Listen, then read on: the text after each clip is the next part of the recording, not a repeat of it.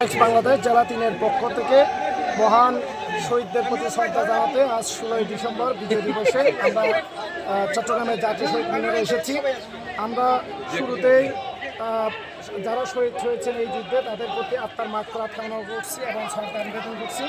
মহান আল্লাহ তাদেরকে জান্নাতবাসী করুক এবং আমরা দোয়া করছি যেন আল্লাহ তাদেরকে তাদের পরিবারকে যারা মৃত্যুবরণ করছে তারা জান্নাতবাসী করেন এবং যারা বেঁচে আছেন তাদেরকে নিরাপদ এবং সুস্থ রাখেন। আমরা অ্যাপেক্স বাংলাদেশের পক্ষ থেকে এই বিজয় দিবসে সবাইকে শুভেচ্ছা জানাচ্ছি। সবাইকে অ্যাপেক্স বাংলাদেশের পক্ষ থেকে শুভেচ্ছা ও অভিনন্দন।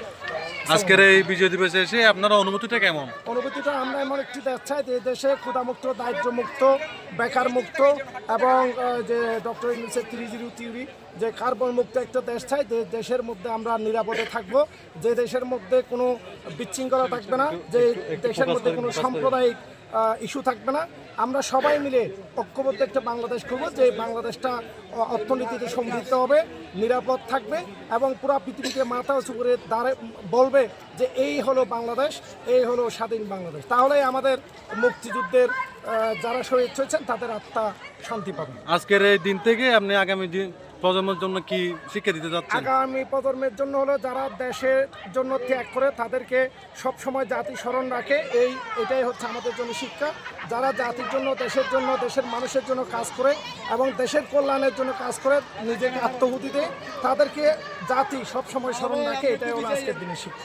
ওকে, ধন্যবাদ। Thank you.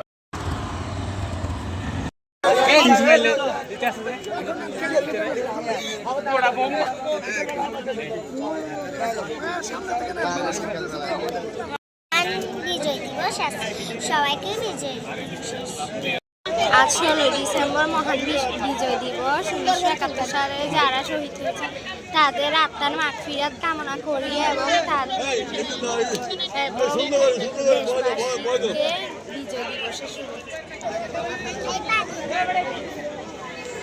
ডিসেম্বর বিজয় দিবস 1971 সালে যারা শহীদ হয়েছে তাদের মাগফিরাত কামনা করছি এবং সকল দেশবাসীকে বিজয় দিবসের শুভেচ্ছা